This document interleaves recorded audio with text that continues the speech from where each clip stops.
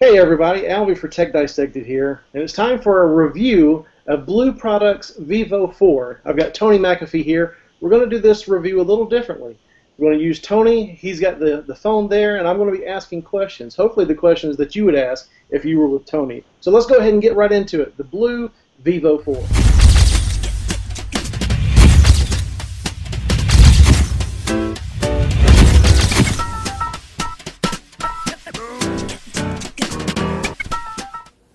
Alright guys, we got the Blu VIVO IV here. It was just announced, I think last Friday, so let me pull it out of the box. And one of the amazing things about Blu, of course, is they always do, for most of the phones, for all the phones I've had, they do include a case. Just kind of snaps on, and you know it's nothing amazing, but it's just nice to know that you have something with the phone, so you don't have to use it without a case for even a day. They also include a screen protector. That here, you can barely even tell where it is. It doesn't quite go all the way down, but it does go close to the top and the bottom of the device. So first, I guess let's talk about what's in this phone before we really dive into the review.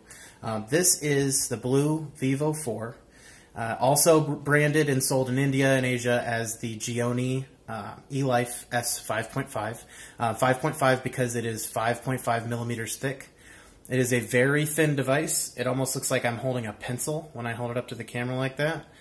A couple of the things other than that make this device really cool are that it has an octa-core, MediaTek octa-core 1.7 gigahertz processor, so that's 8 cores if you don't know what octa-core is. It benchmarks around the same area as like a Galaxy S4, and it's very, very snappy feeling. So it's really good for good heavy multitasking. It's kind of a design departure for Blu because most of their devices have been made out of plastic or a polyurethane, material that's like a harder plastic. And this does have like a Gorilla Glass 3 on the back and on the front. It's a unibody design. This is all CNC cut aluminum around it. The buttons are very nice. They're snappy. They don't feel like they'll get loose after a while. It does have a 13 megapixel rear camera and a 5 megapixel front facing camera for really, really high quality selfies for you Instagram junkies out there. And of course, Blu, for most of their devices, they brand. I love that they do this. It's kind of taking a page out of Apple's book with iPods, but it does have 16 gigabytes there. So pretty much, I think all but the Studio 6, they all have that, which tells you what the storage is. So this obviously is the 16 gigabyte model. It has 2 gigabytes of RAM, 5-inch full 1080p AMOLED, Super AMOLED display. This is the same display that is in the Galaxy S4. Let's see. So we have the Amigo launcher here, or Navi launcher, I'm sorry, Amigo OS is a Navi launcher.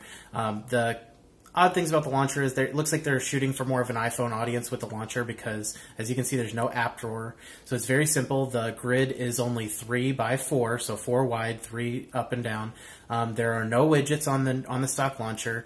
The only widget that you have is this here, which is up at the top is a weather and time widget, which I've got it on airplane mode right now. Well, I've got the network connections turned off right now, so you can't see anything. One of the issues with having no app drawer is that you get a crowded home screen. So this doesn't really look crowded, but that's actually maxed out right now with icons. And then let's see, 1, 2, 3, 4, 5, 6, 7, 8, 9. I have 9 home screens right now. It's still, that's too much in my book. So I always install a custom launcher. There we go. When you tap the home button, you get to the vertical task switcher, which does work like the Android task switcher. You just swipe up to swipe the tasks away. But I only seeing one app on the screen at a time. That's not good for me. So it's just all choice whether, how you like it. But to me, it looks like they're taking a lot from iPhone, which it's smart. I mean, a lot of people really like the way iPhone works. So if you're going to get them over to Android with something, this may be the device, especially with how well this one works. I have it on good authority that it should be about 2 weeks. So about a little bit under 2 weeks, maybe only 1 week from the release of this video, that it will be updated to KitKat. I think probably 4.2.2. But it does have your quick settings panel since it is 4.2.2. They've taken some cues from custom ROMs, which I really like, and you can see here when I swipe the panel down without when there's no notifications, it automatically opens up the quick settings panel. That's something I haven't seen in any stock Android. You still usually have to either swipe down with 2 fingers or swipe down and swipe back over. They do have it so you can just touch and drag left and right to go from notifications to settings, or there are buttons down here that you can press to go from notifications to settings. And then, of course, they have a ton of quick settings. Here at the top, it says showed in notification bar, and at the bottom it says not showed in notification bar. There are only 2 that are not showed in notification bar, and the rest, basically when you drag one out of the notification bar, the next one down below it pops back up. Another interesting feature, and you'll really like this, Alvy, because I know you're a Sony Xperia Z Ultra user, and I know you like that theme engine that they have, to where it's almost like CyanogenMod themes. On this device, they do have a theme option, but it's very similar to that. It changes the background. It will change the style of the icons, and from what I've seen, I don't really care for most of the themes that are available. I just kind of switch it back to the stock Android theme. So there's 5 that come on the device. One's Android, Vivo IV, let's see, On the Road, Sunshine State, and Starry Night. So each of these will have kind of their own little style for the icons. Android is just the stock Android AOSP icons for most everything. So let's just switch to Vivo IV so you can see. So on the Vivo 4 is similar to like the Life Pure series icons, where they're more there we go. They're all square, so it gives you more of a uniform feel. And even icons that aren't themed, it will put them in a square so that it looks more uniform across. Instead of the 4 soft keys at the bottom, like some have had, this has 3. This has menu. Can't really see it there. There we go. Menu, home, and back. The home button, when you long press it, will take you to Google Now. When you're on the home screen and you press it, it will open up your recent apps. So let's take a look at settings. So settings menu is split up into 2 areas: common settings and all settings. Common settings, just your wireless, your Wi-Fi, your data connection, Bluetooth, ringtone, display, and screen lock. This is your regular Android settings. This is very similar to what you've seen on other phones. It's just colored a little bit differently. So there's not a lot here that's new, but there is this suspend button. When you turn it on, I'll show the camera here too. It is just a button that floats. So when you touch it, you have some options. Like on this one, it is just your back, lock, menu, and home buttons. So on an iPhone, that would be more like your sleep, wake, and power options, just in case that button goes out. So this is a very interesting option. It says close button light. In my opinion, that could have been translated a little bit better, because I wasn't sure what that did until I checked it. When you check that on, the button lights at the bottom, your menu, home, and back buttons, the lights don't come on anymore. So I think that's very cool when you get used to the phone and you don't need the button lights anymore. This device in particular does not have that notification light, but since it is the Super AMOLED, you can get things. There are apps that are available to make almost a pseudo notification light on your screen, where the whole screen stays black and it just lights up in one area to show that there's notifications. So very interesting options, but that's with any Super AMOLED device. Also, Super AMOLED, there's that knocker app. So you can, while the Life Pure XL has that, this doesn't have, is the knock to wake. You can double tap the screen to turn it on. This one you can't do that, but you can get Knocker Beta app, which allows you to double tap the screen to wake it up for any, most Super AMOLED devices. Let's see, smart gestures. This does not have all the options that the like the Life Pure Mini had, but none of them do. As far as I've seen lately, most of the devices don't have some of the floating gestures that I've seen on some of the other Blue devices. This one just has a smart dial. Let's see, if you're in a content page, contact details page, or call history, it'll directly dial the number of the sender. So probably kind of like what we saw in the Galaxy S3. Where, let's see, this is an application. It's called System Backup in the settings. I was very excited when I saw this because I was thinking it would be something almost like Titanium Backup or Root Explorer, or I'm sorry, ROM Toolbox, and any of those that you can back up applications. This does not have the ability to back up applications, but it does have built-in stock the ability to back up your contacts, your text messages, your call log, your calendar, and your emails. The camera is great. You're talking Galaxy S4 quality camera, 13 megapixel, very, very sharp, very clear. But the front camera blows any other front camera, aside from the Life Pure XL, which is what I use as my personal device now. The front camera, that 5 megapixel shooter on the front, is just fantastic. I mean, it is so clear, it is so good, and it is so. It is the best quality selfie that you can get, aside from turning your phone around and taking it with the rear camera. And the funny thing, let's see if we can get it on this. On this device, the front camera seems to have a wider range than other front cameras I've seen. So there, you can see right here, these are both on the front camera right now. And I'll kind of try to show the webcam also, but can you see how much more you can see with the Vivo?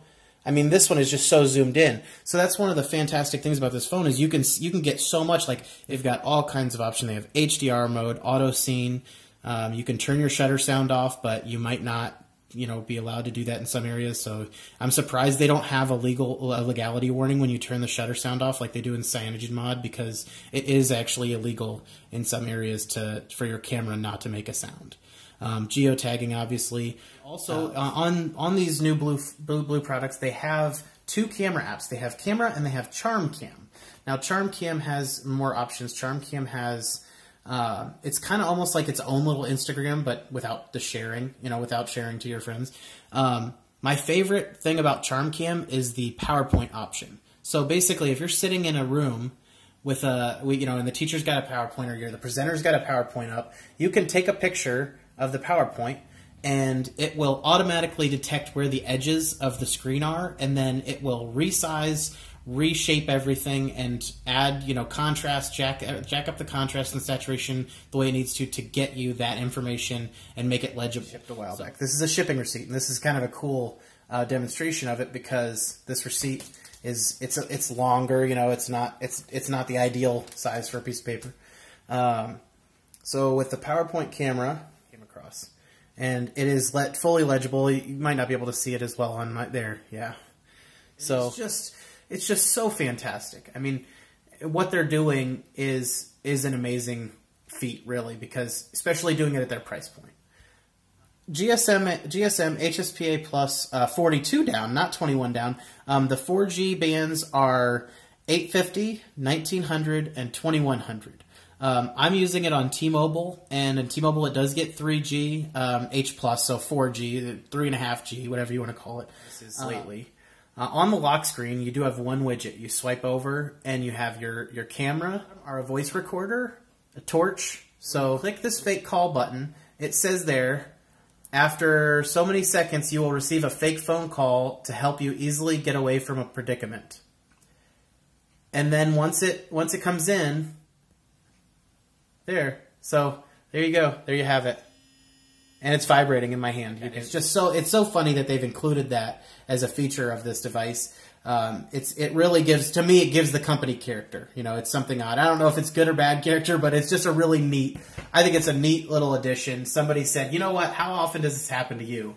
Let's put this as a feature on our phone. What's your battery life on there? It's 10 to 15 hours of off the charger, and then I'm seeing highs of like 3 to 4 hours of screen on time in that. So you're looking at very good battery life because it doesn't have LTE sucking that battery down. And you can go even lower, obviously, if you don't care about data. But why would you have a smartphone? But I've listened to music and browsed the web without a problem. The only time it starts to slow down is when you've got a bunch of stuff open, and you're trying to do that one thing that pushes it over. You're trying to upload a file, or you're just trying to do something that requires, especially uploading a file where it requires that whole file to be sitting in RAM. Just something like that. And then a lot of tabs open in the browser will do it, but that's with any 2 GB phone. It's just not. Is there anything else on the phone that shouldn't be there, bloat, if you will?